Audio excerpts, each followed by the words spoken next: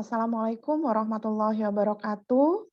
Selamat pagi dan selamat siang untuk mahasiswa dari S1 Pendidikan Administrasi Perkantoran dan juga untuk teman-teman mahasiswa dari S1 Akuntansi. Kita bertemu lagi dengan saya, Ibu Terry, dalam mata kuliah Kewirausahaan Digital. Dan hari ini kita sudah berada pada pertemuan yang ketiga, yaitu tentang Ethics and Social Responsibility. Baik, saya akan meminta izin kepada teman-teman untuk share screen, untuk memaparkan materi sesuai dengan buku atau e-book yang sudah saya berikan kepada teman-teman. Jadi kita sekarang sudah ada di chapter 2. Baik, saya akan share screen.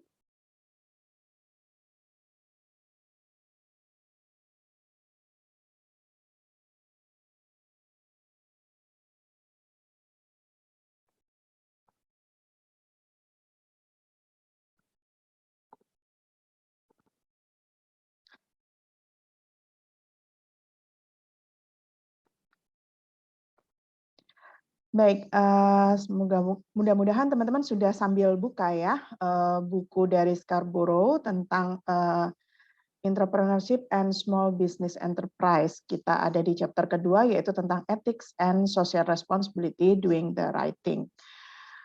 Jika pada pertemuan sebelumnya saya sudah menjelaskan tentang definisi dari entrepreneurship, kemudian faktor apa saja yang memicu atau mendorong seseorang ingin menjadi seorang entrepreneur, kemudian faktor-faktor penunjang keberhasilan dan kegagalan dari entrepreneur itu apa. Nah, sekarang kita sampai di chapter kedua, di mana ini dilatar belakangi bahwa sebagai seorang entrepreneur, kita juga harus punya sisi ethics gitu ya, dan social responsibility yang menjiwai dari setiap entrepreneur. Jadi ketika kita memasarkan sebuah produk dan jasa, maka tidak terlepas bahwa kita juga harus menjunjung tinggi nilai-nilai ethics, moral, nilai-nilai kebaikan gitu ya, baik terhadap customer, terhadap partner, terhadap supplier, investor dan seterusnya. Nah, mengenai bagaimana pentingnya ethics dalam dunia entrepreneurship, kemudian kenapa kita harus mempelajari ethics gitu ya, kenapa kita harus memiliki social responsibility, itu akan dikupas tuntas di dalam chapter ini. Oke. Sebelumnya saya akan menjelaskan tentang tujuan pembelajaran kita pada chapter ini. Melalui buku ini ada 10 yang nanti akan saya bahas. Yang pertama yaitu saya akan mendefinisikan mengenai pengertian atau pemahaman mengenai business ethics. Kemudian ada tentang kenapa business ethics ini perlu kita pelajari, itu juga akan dibahas. Kemudian yang ketiga adalah bagaimana kita memelihara sebuah standar etik gitu di dalam sebuah perusahaan, dalam suatu organisasi. Kemudian yang keempat adalah beda antara social entrepreneurs dan traditional entrepreneurs, di mana ketika di masa sekarang dituntut kita sebagai entrepreneurs memiliki jiwa social entrepreneurs gitu ya. Jadi apa tuh social entrepreneurs nanti akan saya jelaskan. Kemudian yang kelima adalah pemahaman mengenai social responsibility seperti judul pada chapter ini. Kemudian yang keenam adalah bagaimana memahami sebuah tanggung jawab bisnis terhadap lingkungan, kemudian tanggung jawab bisnis terhadap employees atau karyawannya, kemudian bagaimana tanggung jawab perusahaan terhadap customers atau pelanggan, bagaimana tanggung jawab bisnis terhadap investor, dan yang terakhir adalah bagaimana tanggung jawab bisnis terhadap community atau masyarakat. Baik, kita akan masuk ke materi. Oke. Di dalam buku ini dijelaskan bahwa pada dasarnya sebuah entitas perusahaan atau sebuah organisasi, maka ada pihak-pihak di sekelilingnya yang disebut dengan stakeholder. Ada external stakeholder, yaitu seperti kreditor, government, supplier, itu adalah stakeholder dari sisi eksternal. Kemudian ada stakeholder dari sisi internal seperti keluarga, kemudian ada serikat pekerja, kemudian ada pelanggan, ada employees, itu adalah stakeholder dari sisi internal. Mengapa kita perlu memahami mengenai stakeholder?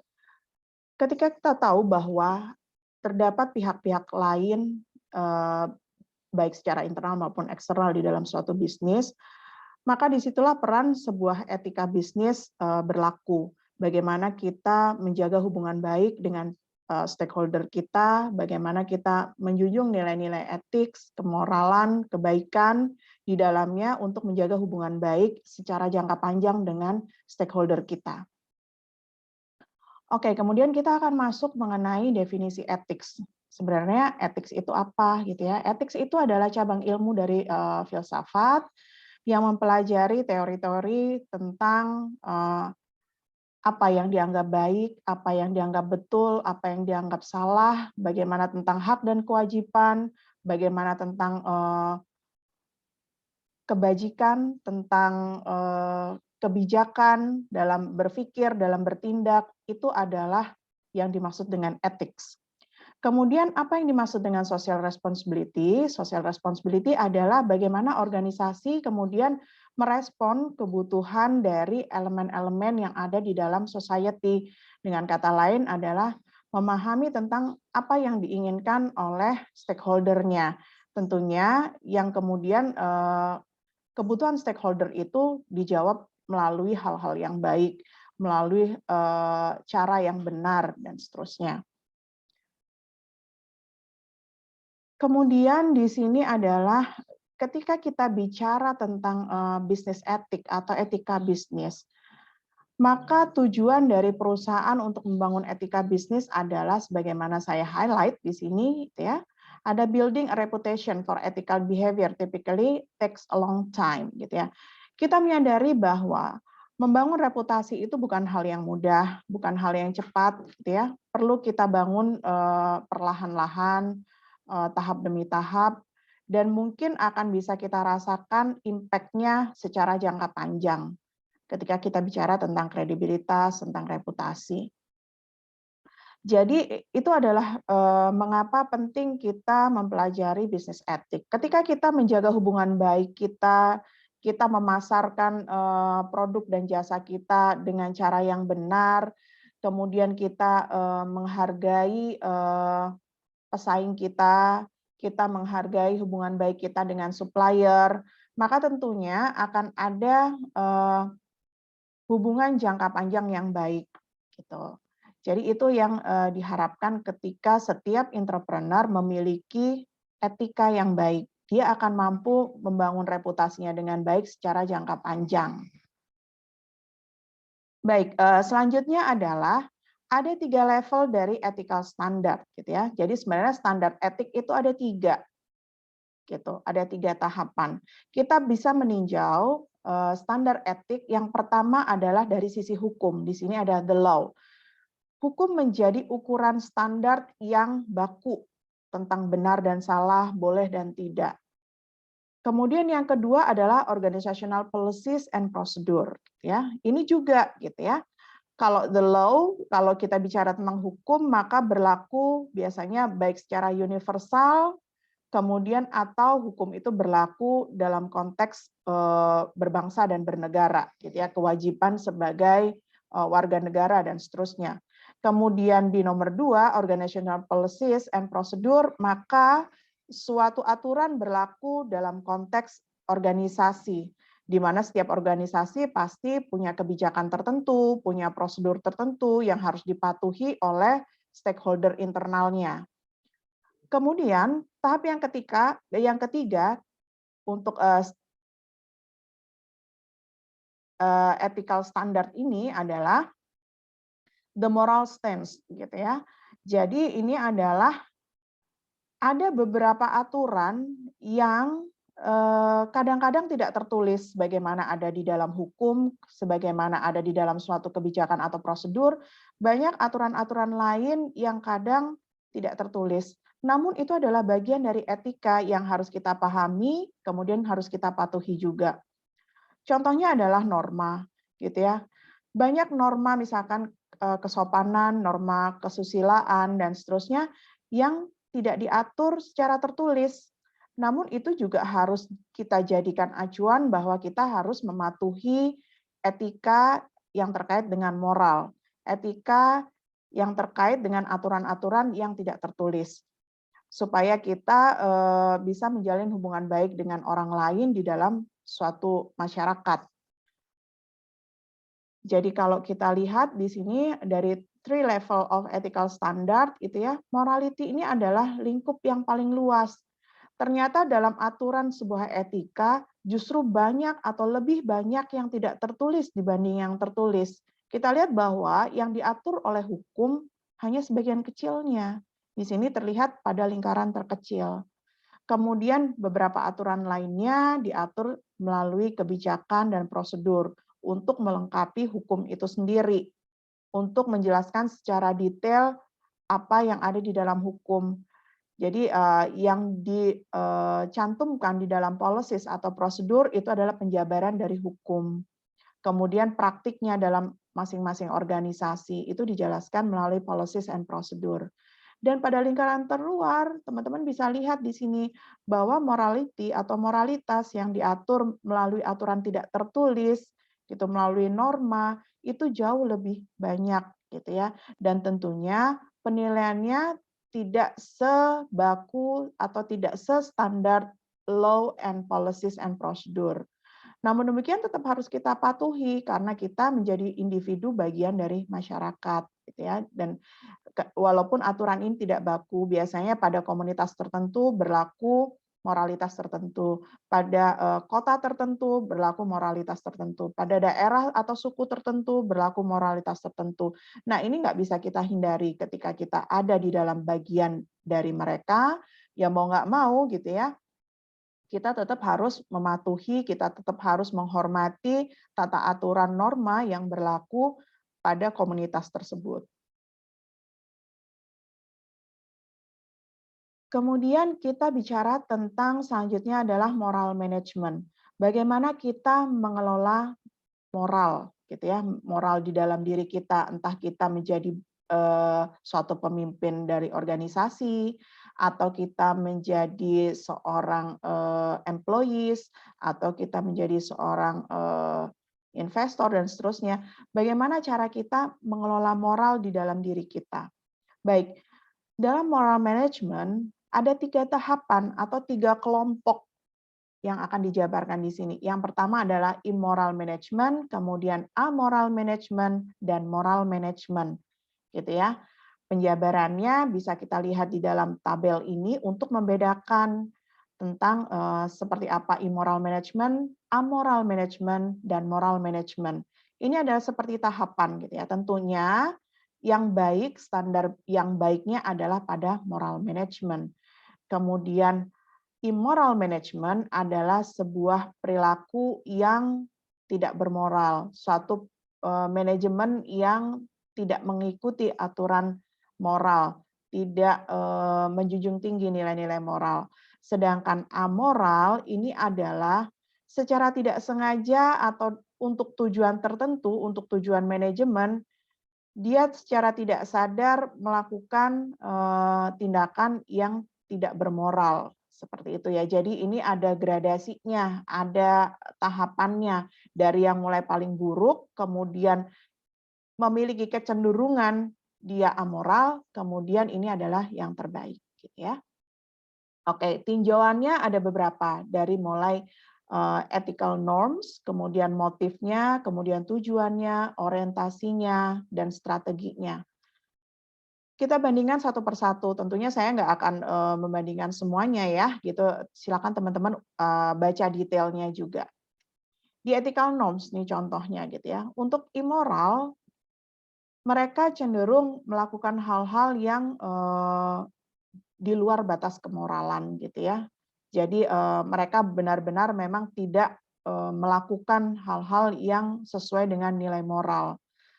Kemudian di amoral management gitu ya, mereka sebenarnya adalah memiliki tujuan yang baik gitu. Kemudian secara tidak sengaja atau secara tidak langsung mereka tapi melanggar kode-kode moral. Kemudian di dalam moral management yang di sini yang paling baik adalah mereka cenderung untuk mematuhi tata aturan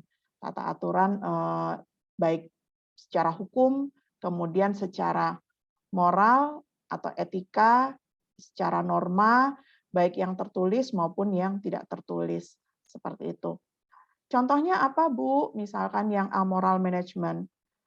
Contohnya kalau misalkan di dalam kehidupan sehari-hari, gitu ya, misalkan contohnya adalah seperti halnya kalau immoral itu jelas-jelas ini suatu hal yang memang melanggar aturan, gitu ya. Kalau amoral itu cenderung melanggar kebiasaan, misalkan seperti itu. Contohnya adalah kita biasa melakukan misalkan negosiasi bisnis itu harusnya kalau sesuai aturan adalah misalkan tidak mengenal kata BLC, tidak mengenal memo, tidak mengenal tips dan seterusnya, gitu ya. Contohnya kalau teman-teman di kehidupan sehari-hari mungkin lagi nyari parkir gitu ya, lagi nyari parkir, kemudian ada tukang parkir yang bantu, kita tahu aturan di situ adalah dilarang memberikan tips kepada petugas, misalkan seperti itu. Tapi kadang-kadang kita mengucapkan terima kasih karena kita dibantu untuk cari tempat parkir, kemudian kita tetap ngasih tips gitu ya. Itu adalah tentang amoral management. Jadi secara tidak langsung sebenarnya kita tidak punya tujuan tertentu gitu ya untuk melanggar aturan. Walaupun ini ada kayak di gray area gitu ya. Sebenarnya kita melanggar aturan karena di situ jelas-jelas tertulis bahwa kita tidak boleh atau dilarang memberikan tips kepada pegawai atau petugas gitu ya. Tapi sebagai unjuk dengan alasan kemanusiaan, dengan alasan misalkan terima kasih dan seterusnya, kemudian kita memberikan tips. Contohnya seperti itu. Itu adalah amoral management, gitu ya. Jadi ada di gray area. Di satu sisi sebenarnya boleh-boleh saja dan baik-baik saja untuk batas tertentu, tapi ketika ini dilakukan di luar batas, misalkan ngasih tipsnya jadi terlalu banyak, maka ini akan menggiring atau membuka peluang kepada pihak-pihak tertentu untuk melakukan kesalahan atau pelanggaran moral yang lebih besar lagi. Itu ya. Jadi kalau moral management itu seperti itu. Kalau immoral ini udah jelas-jelas ini udah sesuatu hal yang memang melanggar moral. Jadi ini adalah seperti hierarki gitu ya. Kalau immoral ini benar-benar yang memang melanggar moral, kalau amoral itu adalah sebenarnya salah, tapi nggak salah-salah banget. Tapi ini kalau dilakukan secara tidak tepat dan berlebih, maka ini akan berpeluang terhadap terjadinya pelanggaran moral. Seperti itu ya.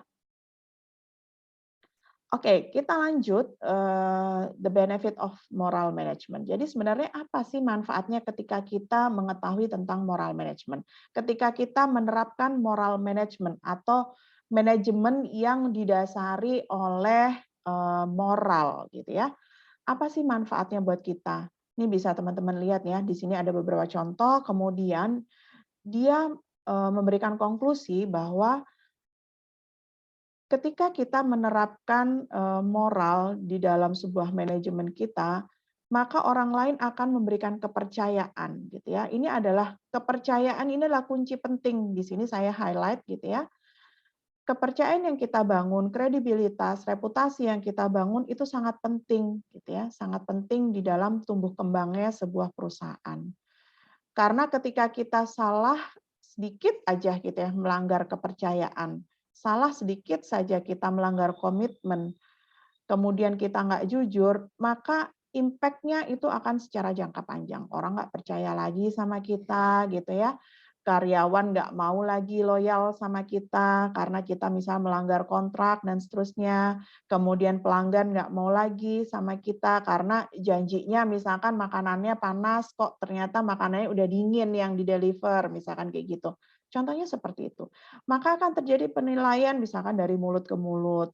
efeknya akan sangat besar dan secara jangka panjang ketika kita tidak menerapkan kemoralan gitu ya di dalam sebuah manajemen di dalam organisasi. Jadi itu salah satu manfaatnya kenapa kita penting untuk menjunjung tinggi nilai moral di dalam manajemen bisnis.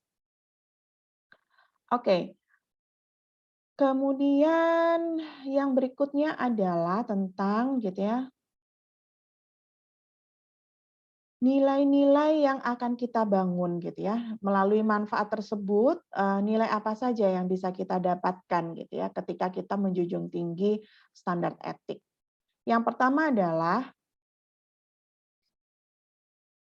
perusahaan, tidak akan rusak reputasinya, seperti tadi disebutkan gitu ya, karena kepercayaan dari stakeholder-nya tinggi, maka reputasi perusahaan akan baik gitu, reputasinya tidak mudah rusak.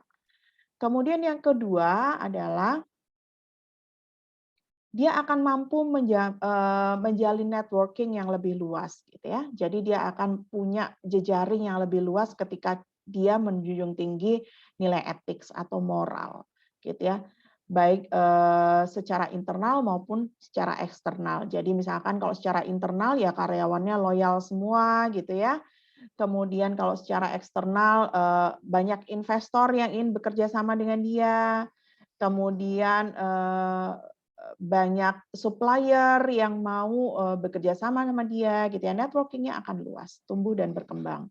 Kemudian yang ketiga adalah easier to attract gitu ya and retain quality workers. Nah, ini ya, jadi ini kalau tadi secara eksternal, ini secara internal gitu ya. Tentunya dia akan perusahaan ini akan menarik gitu ya, menarik bagi pegawainya gitu ya karena dia menjalankan kultur atau budaya perusahaan yang menjunjung tinggi nilai etik gitu.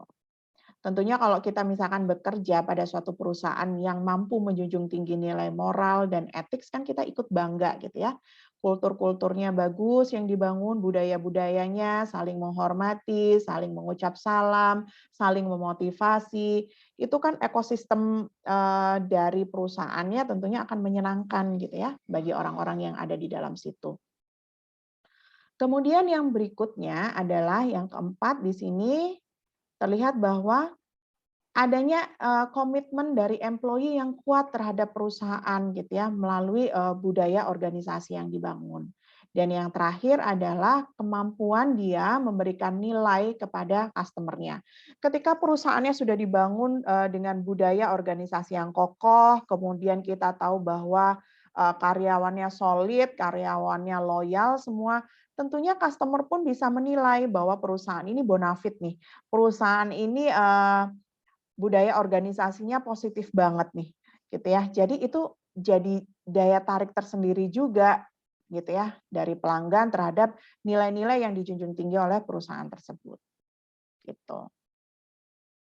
Kemudian yang berikutnya adalah mengenai oke, adanya pergeseran etika gitu ya. Kenapa sih seringkali padahal kita udah tahu. Saya yakin bahwa setiap orang itu sebenarnya sudah punya dibekali oleh Tuhan itu punya naluri untuk bisa membedakan, punya akal dan naluri ya untuk bisa membedakan yang benar dan yang salah gitu ya, yang boleh dan nggak boleh, yang mana yang hak, yang mana yang kewajiban. Kenapa harus seimbang antara hak dan kewajiban. Tapi kenapa sih pelanggaran etika ini masih sering kali terjadi gitu ya? Kenapa sih pergeseran etika ini masih sering muncul di masyarakat dan sering kita temui gitu ya? Jadi apa sih pendorongnya gitu ya? Beberapa hal yang terjadi mengenai pergeseran nilai etik adalah karena adanya employee yang ini ya, unethical employee gitu ya. Jadi misalkan employee-nya melakukan kesalahan, tindakan yang tidak bermoral, yang immoral, misalkan seperti itu, kemudian perusahaan atau organisasi melakukan pembiaran. Nah, itu adalah apa ya? Adanya kompromi-kompromi, sikap kompromi terhadap orang-orang yang melakukan tindakan yang tidak etik, itu tentunya akan membuka peluang pelanggaran etik gitu ya. Jadi kadang-kadang kita merasa kayak misalkan oke deh, kita memaklumi gitu ya, kita memaklumi pelanggaran, kita membolehkan, kita melihat biasa-biasa aja orang melanggar kode etik. Dimulai dari hal-hal yang kecil, pembiaran dimulai dari hal yang kecil, kemudian kita biarkan, maka itu akan membuka peluang bahwa pelanggarannya akan semakin jauh lebih besar di kemudian hari, gitu ya. Sama seperti adanya yang berikutnya adalah an unethical organizational culture gitu ya. Kita membiarkan karyawan kita misalkan bersaing secara tidak sehat, kita biarin gitu ya. Nah, itu akan membuka peluang, akhirnya konfliknya akan lebih besar, akhirnya mereka akan saling bersaing, saling sodok sana, sodok sini gitu ya.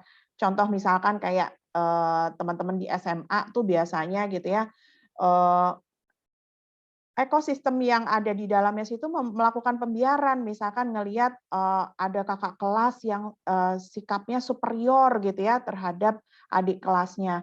Dilakukan seolah-olah dibiarin gitu, seolah-olah ya wajar seorang kakak kelas misalkan melakukan tindakan superioritas terhadap adik kelasnya. Nah, itu ketika dibiarkan maka membuka peluang gitu ya, membuka peluang akhirnya terjadi bullying dan seterusnya gitu ya. Nah, itu adalah akar atau peluang-peluang terjadinya pergeseran etika, gitu ya. Kemudian ada moral blindness. Orang untuk tujuan-tujuan tertentu, untuk target tertentu, kadang-kadang dia buta gitu ya, sengaja gitu, dia butakan dirinya tentang hal-hal moral gitu ya, supaya misalkan tujuannya tercapai. Jadi orang udah sembarang aja ngelakuinnya gitu, tanpa ada tanpa ada koridor moral yang membatasi tindakannya. Yang penting tercapai tujuannya. Gitu. Kemudian apa di sini yang berikutnya yang mendorong adanya degradasi moral gitu ya adalah competitive pressure. Adanya tekanan competitiveness, tekanan persaingan biasanya gitu ya. Nah, kayak tadi saya contohin gitu ya. Orang-orang karena tujuan tertentu, karena bersaing kadang-kadang jadi menghalalkan segala cara gitu. Yang penting menang, yang penting tujuannya tercapai. Jadi itu ya yang jadi awal mula kenapa ada pergeseran etika. Kemudian ada opportunity pressures gitu ya. Tekanan peluang. Bagaimana orang bisa menciptakan peluang misalkan gimana dia caranya bisa dapetin peluang, dia negosiasi dengan cara yang nggak benar, dia lobby-lobby dengan cara yang nggak benar, sogok sana, sogok sini, gitu ya, contohnya seperti itu. Itu adalah karena tekanan dari peluang, gitu ya. Gimana dia cara dapetin peluang. Kayaknya kalau dia melakukan hal-hal yang normatif, yang sama kayak orang lain, kayaknya saya nggak bakal dapet tender nih, saya mesti nyogok dulu nih supaya saya dimenangin tendernya karena ada dorongan peluang gitu ya.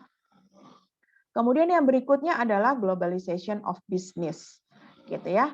Ini adalah suasana globalisasi, ekosistem globalisasi yang memaksa seseorang untuk melakukan pelanggaran etika gitu ya karena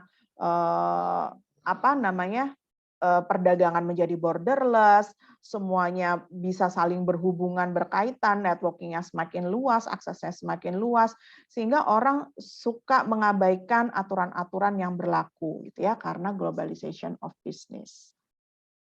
Contohnya apa globalization of business? Nih misalkan globalization itu ditandai dengan misalkan ada digitalisasi bisnis itu kan mendorong globalisasi ini menjadi lebih mudah diterapkan ketika ada digitalisasi bisnis. Kadang-kadang orang promosi di dunia digital menjadi sudah nggak punya etika lagi gitu ya, bisa ngejelekin kompetitornya dengan seenaknya gitu ya. Nah seperti itu ini adalah hal-hal yang kadang mendorong terjadinya pergeseran nilai etika gitu ya. Oke, kemudian ini ada beberapa penelitian gitu ya, ethics research reveal feature of ethical culture gitu ya, tentang penelitian tentang menumbuh kembangkan budaya etik gitu ya. Kemudian Di sini ada leader support and model ethical behavior. Jadi seorang pemimpin itu penting gitu ya untuk menerapkan perilaku etis gitu di dalam suatu organisasi. Jadi peran leaders itu penting banget. Kemudian adanya consistent communication come from all company leaders gitu ya. Jadi pentingnya duduk bersama, kemudian bisa merancang sebuah aturan, kebijakan, SOP yang bisa memenuhi kebutuhan banyak orang gitu ya, yang bisa mewakili keinginan banyak orang. Nah, ketika kita duduk bersama, kita membangun aturan bersama, maka kecenderungannya adalah terjadi kerjasama yang baik, jadi nggak saling sodok gitu ya, karena kepentingannya terwakili semuanya gitu. Kemudian yang ketiga adalah ethics is integrated into organizations goals, business process, and strategies. Bahwa etik ini harus ada di dalam tujuan organisasi, di dalam proses bisnis organisasi maupun di dalam strateginya gitu ya. Jadi etik ini harus ada di mana-mana gitu ya. Jadi tujuan organisasi itu harus diimbangi dengan kepatuhan kita terhadap etika yang berlaku gitu ya. Proses bisnis pun dibangun dengan budaya organisasi yang menjunjung tinggi nilai etik. Strategi perusahaan, misalkan dalam hal bersaing, dalam hal meningkatkan daya saing dan seterusnya, itu juga harus didasari oleh nilai-nilai etik. Gitu ya. Kemudian yang keempat adalah ethics is part of performance management system. Jadi dalam suatu sistem manajemen gitu ya, ethics ini harus ada gitu ya, harus ada di dalamnya, dalam sebuah sistem manajemen tersebut. Kemudian ethics is part of the company selection criteria and selection process gitu ya. Jadi kalau misalkan mau prosesnya nyari supplier misalkan via tender gitu ya, maka dilakukan secara etik juga. Mau rekrutmen pegawai dilakukan secara etik juga gitu ya. Mau promosi pegawai dilakukan secara etik. Maka ketika itu etik menjadi dasar dari setiap selection proses di dalam suatu organisasi, maka secara tidak langsung inputannya udah orang-orang yang bagus nih gitu ya. Investor, karyawan, supplier dan seterusnya itu adalah orang-orang yang diseleksi dengan etik yang bagus gitu. Maka di dalam suatu ekosistem organisasi itu adalah berkumpul orang-orang yang bagus gitu ya. Budaya organisasinya menjadi bagus. Ketika diarahkan oleh leadernya untuk suatu tujuan yang didasari oleh nilai etik, tidak susah untuk dikendalikan dan seterusnya. Kemudian the needs of various stakeholder are balanced when making decision gitu ya. Jadi ada kebutuhan bahwa kita harus duduk bersama dengan beberapa stakeholder untuk membuat keputusan bersama. Seperti halnya tadi ya adanya consistent communication. Nah, sama ini juga gitu ya adanya komunikasi antar stakeholder, duduk bersama, kepentingannya terwakili sehingga sebisa mungkin kita sama-sama punya hak dan kewajiban, sebisa mungkin kita sama-sama menghormati hak dan kewajiban masing-masing pihak, masing-masing stakeholder, kepentingannya sama-sama terwakili. Jadi celah-celah untuk orang melanggar etik ini kecil sekali gitu ya. Kemudian berikutnya adalah a strong set of core values support the vision and mission of the company gitu ya. Jadi emang nilai inti dari visi dan misi perusahaan itu harus didasari oleh etika gitu ya, oleh nilai-nilai etika. Kemudian the company maintains long-term perspective in all decision gitu ya. Jadi setiap keputusan gitu yang diambil oleh perusahaan itu diatur atau dibuat keputusannya berdasarkan pertimbangan nilai-nilai dari etika gitu ya, sehingga itu adalah bertujuan untuk menjaga hubungan secara jangka panjang atau tujuan itu mampu diwujudkan secara jangka panjang gitu, mampu dipelihara secara jangka panjang ketika kita mendasari itu melalui nilai-nilai etik. Kemudian dari yang terakhir tadi gitu ya, bahwa kita harus memelihara nilai etik, maka berikutnya di sini ada terus caranya gimana sih gitu ya kita maintaining ethical standar gitu ya. Jadi etik itu ada standarnya. Setidaknya ukurannya apa sih kalau kita misalkan susah bawa etik itu aturan yang tidak tertulis gitu ya. Standarnya apa? Bahwa kita menilai ini benar gitu ya, bahwa ini sopan, bahwa ini boleh gitu ya, bahwa ini baik gitu ya. Misalkan apa sih standarnya? Karena etik ini berbeda dengan hukum dan prosedur dan kebijakan yang aturannya jelas. Etik ini kadang-kadang berada di gray area. Menurut kita baik, menurut orang lain nggak baik gitu ya. Orang Arab makan pakai tangan, menurut mereka itu adalah baik gitu ya. Menurut adab mereka itu adalah baik sesuai dengan agama Islam makan pakai tangan itu berkahnya luar biasa gitu ya. Tetapi ketika kita misalkan fine dining gitu ya pada kultur Eropa misalkan, maka makan itu ya harus pakai sendok dan garpu atau misalkan pakai pisau dan garpu gitu ya. Jadi untuk tempat tertentu ternyata makan pakai tangan itu nggak baik, nggak sopan. Tapi untuk komunitas tertentu justru itu baik, justru itu berkah gitu ya. Itu adalah contoh etik gitu ya. Ada keluarga tertentu yang menyukai misalkan obrolan di kala sambil makan malam misalkan gitu ya, sambil makan malam kemudian mereka akan bercerita, sharing tentang kegiatan hari ini. Ada gitu ya, kebiasaan yang dibangun oleh keluarga tersebut. Tapi ada keluarga lain misalkan yang mereka membiasakan bahwa nggak boleh bicara sambil makan. Nah gitu ya, jadi nah, antara mana yang benar dan yang mana yang salah, ini kan tidak ada aturan standar yang tertulis gitu ya. Nah, itu yang disebut dengan etik gitu ya. Jadi memang ini ada di gray area sehingga kadang-kadang orang itu susah membedakan mana yang baik yang benar apalagi untuk hal-hal yang sifatnya spesifik untuk hal-hal bisnis, untuk bagaimana kita berhubungan cross cultural bisnis gitu ya, lintas budaya, lintas negara. Kadang itu yang menyebabkan kita perlu beradaptasi, kita perlu wawasan tersendiri mengenai ethical standards ini gitu ya. Jadi secara konsep filsafat gitu ya, kita memahami ada ethical standard gitu ya. Jadi di sini ada the utilitarian principle. Jadi kalau teman-teman bicara tentang utilitarian principle, teori utilitarian, maka yang kebenaran sebuah standar etik itu ditinjau melalui kebermanfaatannya. Semakin dia bermanfaat bagi banyak orang gitu ya, maka dia dinilai baik. Maka secara moral, secara etik dia bernilai baik. Jadi dinilai dari kebermanfaatannya.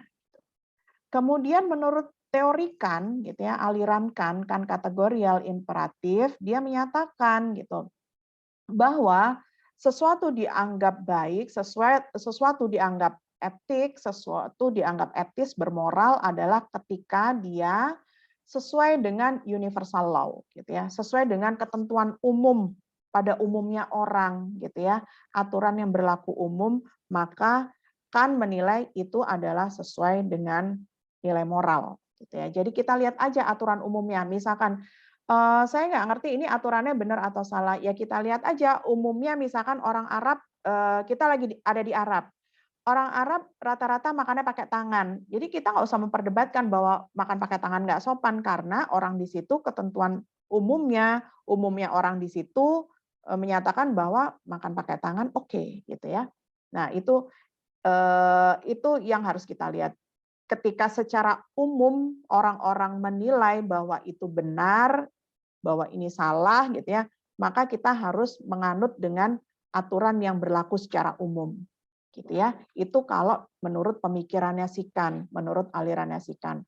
Berbeda dengan utilitarian principle di mana dia menganut ketika itu bermanfaat bagi banyak orang gitu ya. Jadi dia menilai dari utilitariannya, dari manfaatnya.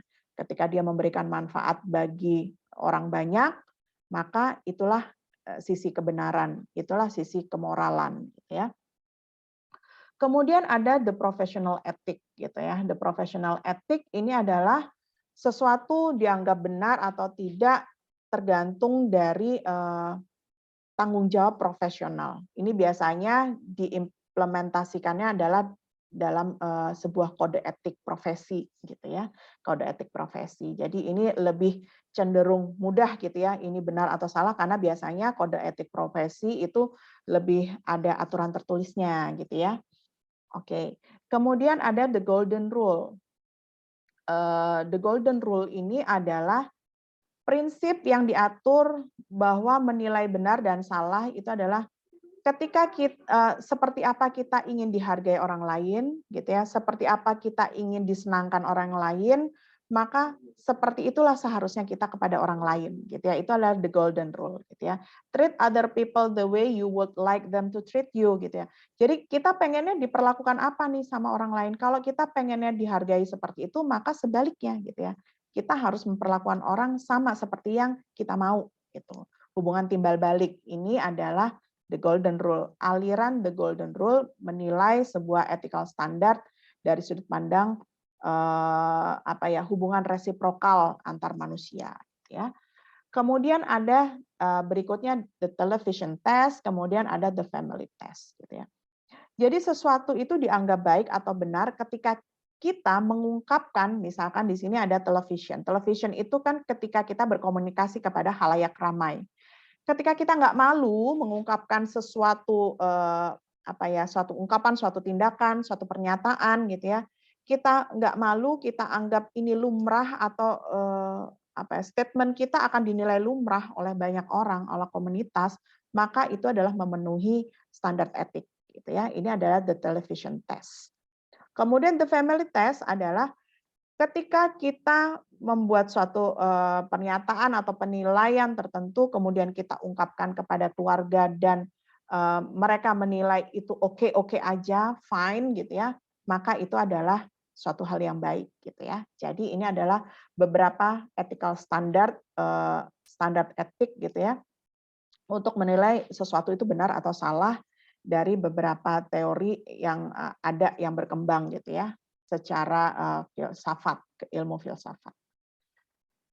Oke, kemudian ini adalah 10 ethical principle to guide behavior gitu ya. Untuk kita bisa menjadi orang yang menjunjung nilai etik gitu, ada perilaku apa saja sih yang harus kita pelihara, yang harus kita ada di dalam jiwa kita gitu ya.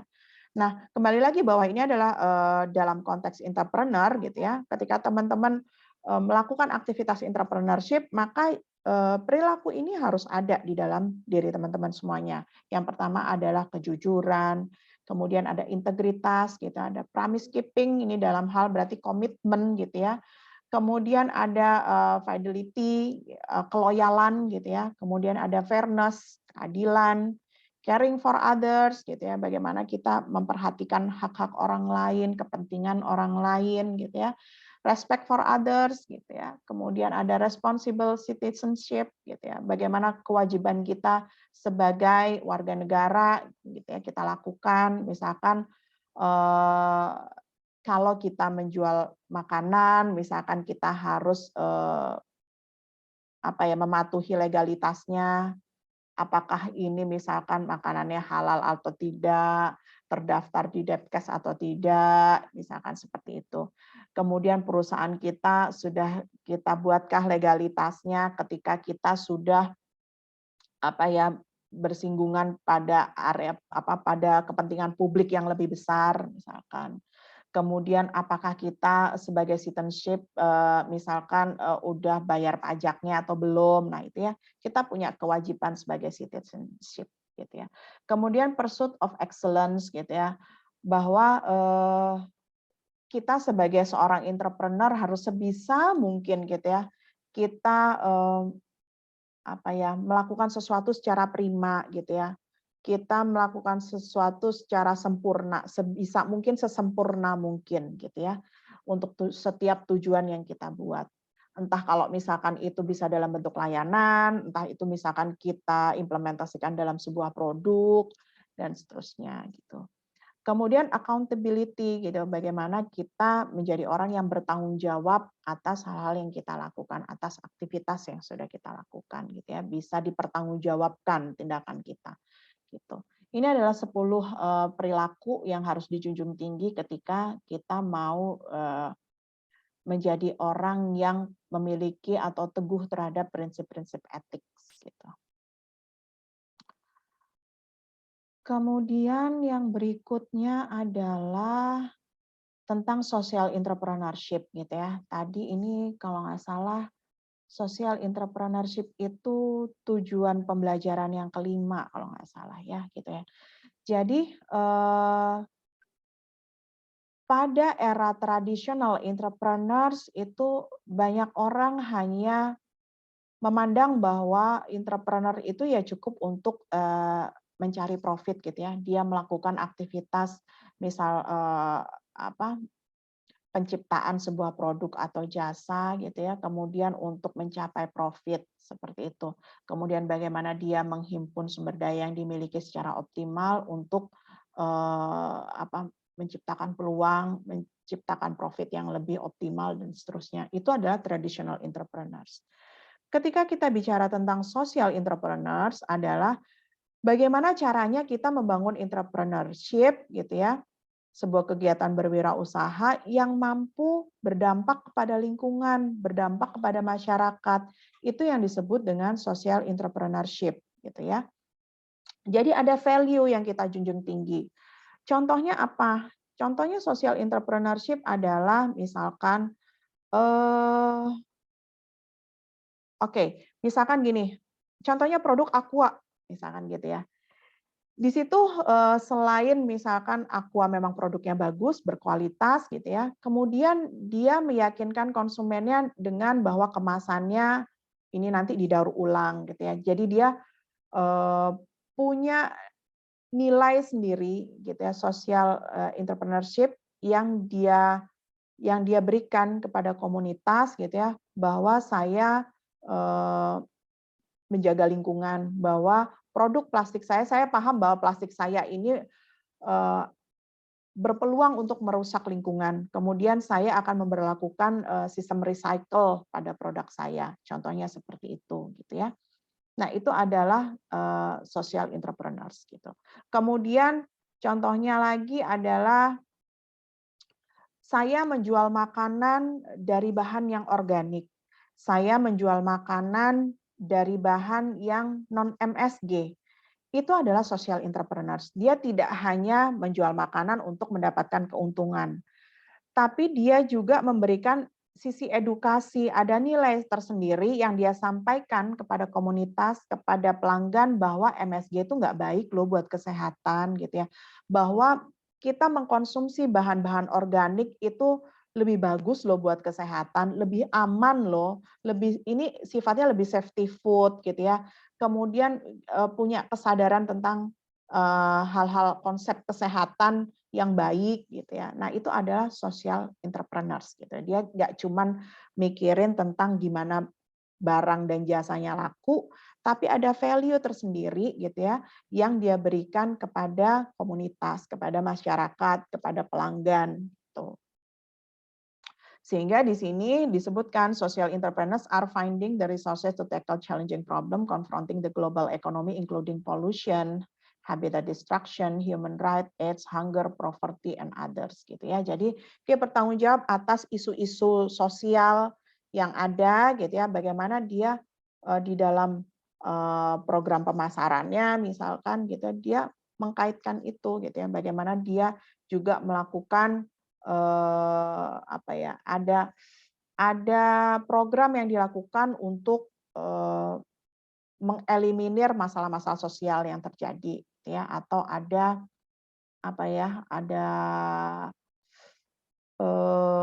edukasi, nilai edukasi yang dia berikan kepada masyarakat seperti itu.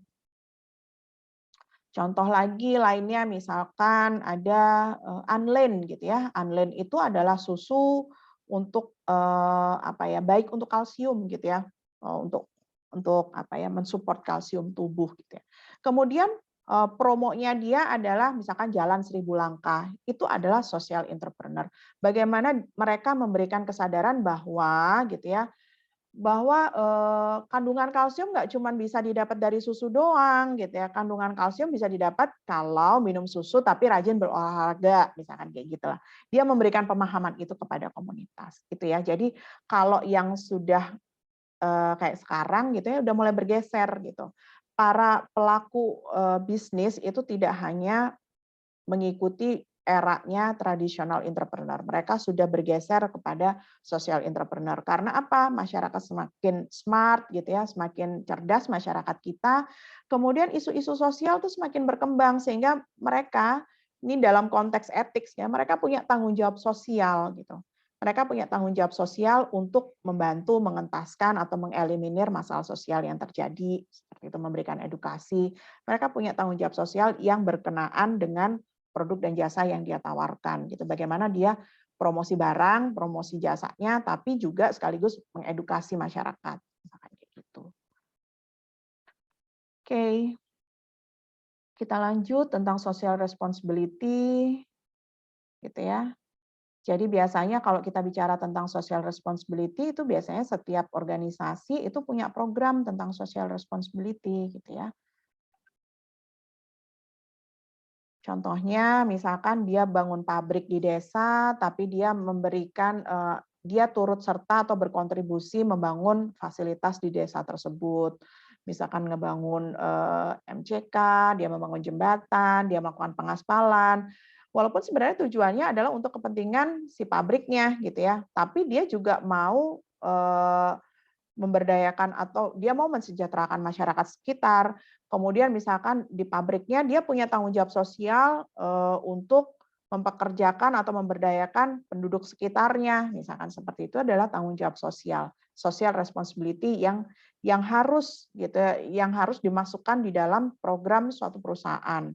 Misalkan lagi ada, Jakarta kebanjiran gitu, maka perusahaan-perusahaan yang di sekitar situ, mereka bikin apa namanya, sumbangan gitu ya, misalkan seperti itu. Itu adalah salah satu CSR biasanya, corporate social responsibility yang dimasukkan di dalam program, program strategis dari, perusahaan tersebut gitu ya. Itu contoh, konkretnya seperti itu.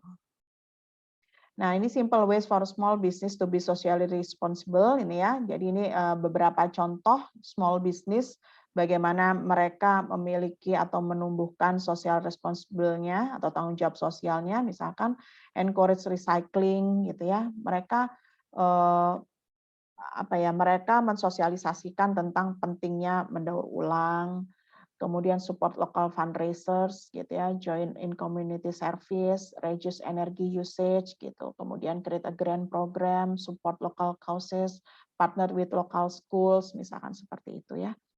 Jadi mereka misalkan memberikan sumbangan kepada sekolah-sekolah, memberdayakan masyarakat sekitar, contohnya seperti itu. Kemudian mereka merangkul komunitas-komunitas yang ada di sekitarnya, itu adalah, wujud dari mereka punya tanggung jawab sosial gitu ya. Kalau misalkan untuk, stakeholder internalnya, misalkan mereka punya serikat pekerja, sehingga, secara tidak langsung mereka punya social responsible, terhadap, karyawannya gitu ya, bagaimana harus diperlakukan, bagaimana mereka punya kepentingan yang harus diperjuangkan juga gitu, yang harus dilindungi, misalkan seperti itu. Kemudian ada business responsibility to the environment, ini juga, sudah saya, apa namanya, singgung tadi sebelumnya, gitu ya, ini tentang recycle, tentang bagaimana kita memelihara lingkungan, seperti itu. Kemudian ada business responsibility to employees, gitu, bagaimana kita, menghargai kepentingan-kepentingan karyawan. Contoh konkretnya adalah, bagaimana misalkan, sebuah perusahaan menyediakan misalkan ada baby care atau daycare gitu ya, kalau misalkan di dalam perusahaan itu misalkan banyak karyawan perempuannya, supaya setelah mereka pasca melahirkan, mereka juga tetap bisa ngerawat anaknya. Jadi di building kantornya misalkan ada daycare-nya.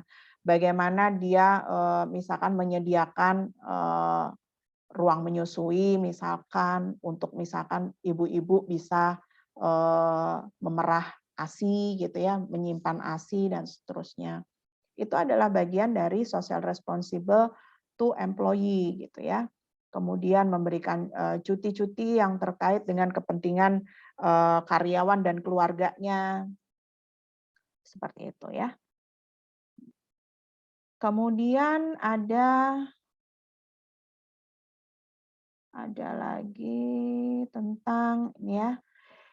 In its best practice of private sector employers and Equal Employment Opportunity Commission, Task Force suggests following a splendid approach to diversity gitu ya.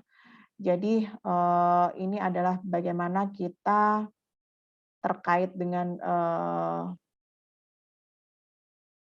cultural diversity in the workplace gitu. Jadi kalau misalkan teman-teman bekerja atau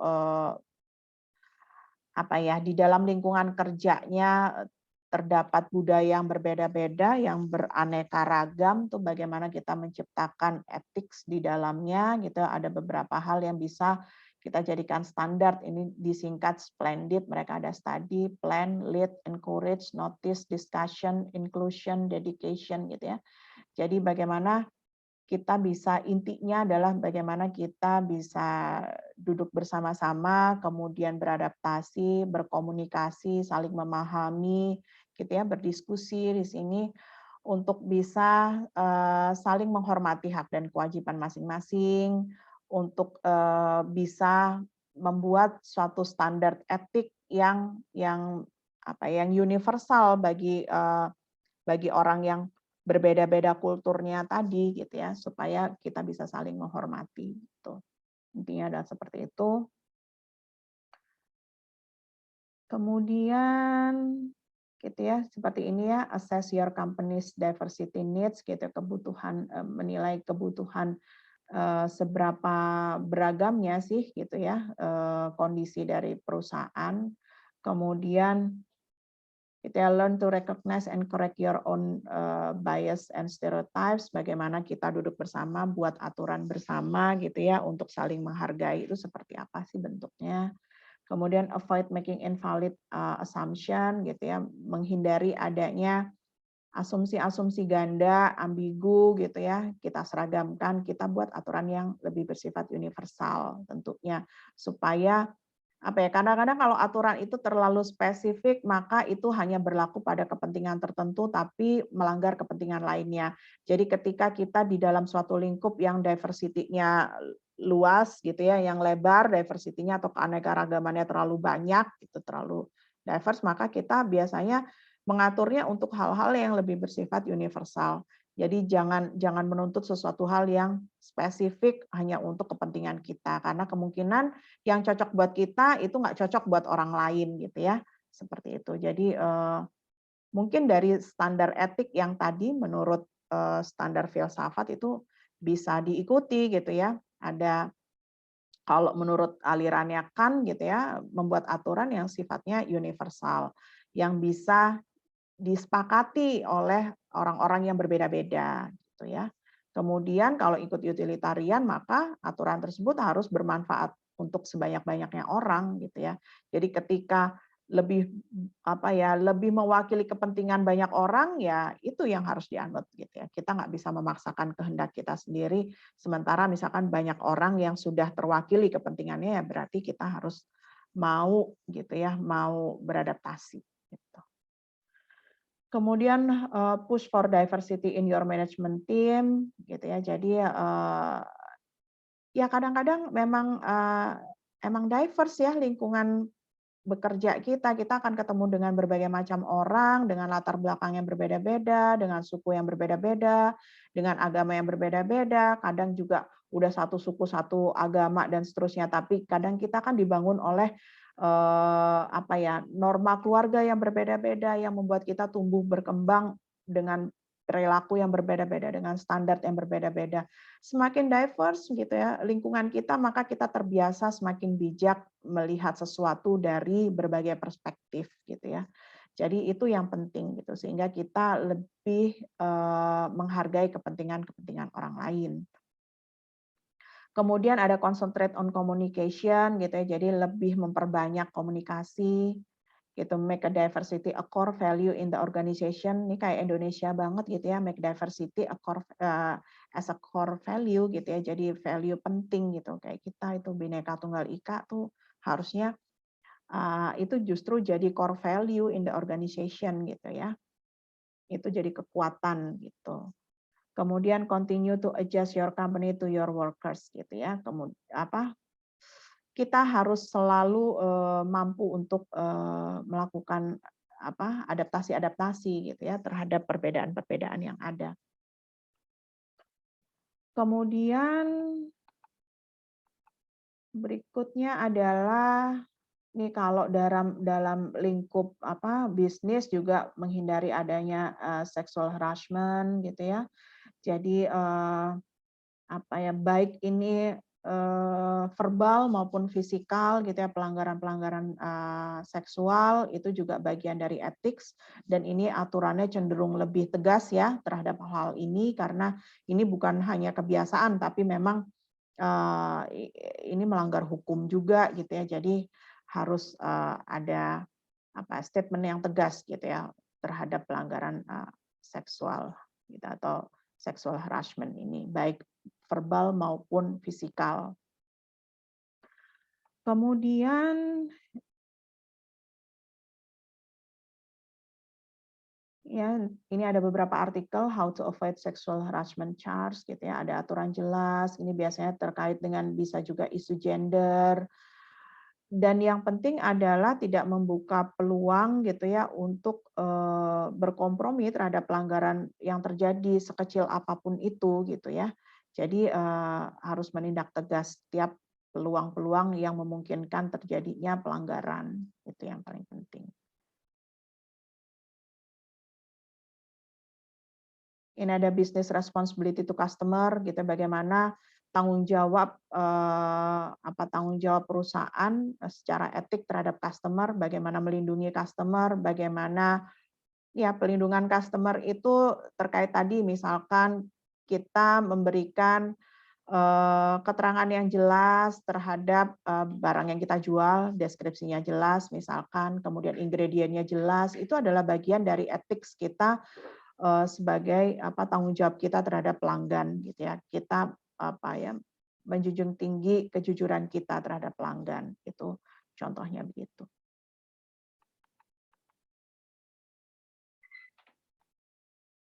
Kemudian misalkan kalau dia perusahaannya perusahaan layanan, misalnya ada hotline service gitu ya. Jadi kita melayani ketika mereka ada komplain gitu, kita juga handle komplainnya. Kemudian misalkan kita bikin ada service care gitu ya, misal service care unit gitu. Kalau misalkan ada barang-barang yang harus kita perbaiki, ada kerusakan dan sebagainya, itu adalah responsible atau tanggung jawab kita terhadap pelanggan. Itu contoh konkretnya. Kemudian business responsibility to investor gitu ya, bagaimana kita memberikan laporan keuangan gitu kepada investor kita gitu ya, kepada target-target penjualan kita, kendala perusahaan dan seterusnya. Kemudian ada business responsibility to community terhadap komunitas tadi ya, terhadap masyarakat, bagaimana perusahaan juga bisa memberdayakan masyarakat yang ada di sekitarnya, bisa memberikan manfaat, bisa memberikan sumbangan fasilitas bagi kepentingan umum dan seterusnya. Baik, itu tadi beberapa hal yang bisa saya sampaikan atau saya paparkan terkait dengan chapter kita hari ini mengenai ethics and social responsibility. Semoga ini bisa memberikan manfaat bagi teman-teman tentunya dalam konteks digital entrepreneurship. Kenapa ini menjadi chapter awal gitu ya, setelah kita memiliki jiwa entrepreneur dalam diri kita, di minggu lalu saya sudah jelaskan, kemudian yang paling penting adalah kita memahami ethics ini. Karena nantinya ke depan gitu ya, kita akan dihadapkan dengan tantangan bagaimana kita bersaing dengan kompetitor kita. Kita akan dihadapkan dengan tantangan bagaimana kita akan berebut peluang dengan kompetitor kita. Bagaimana nanti kita akan berhubungan dengan partner kita, dengan investor, dengan karyawan, dengan supplier. Tentunya ini harus dilandasi hubungan yang kita bangun ini adalah dengan ethics yang baik gitu ya, dengan norma yang baik.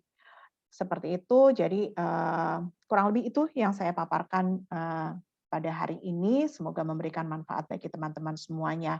Saya akhiri pertemuan secara digital pada hari ini. Terima kasih atas partisipasi teman-teman yang sudah menyimak secara digital pembelajaran ini. Saya akhiri, Assalamualaikum warahmatullahi wabarakatuh.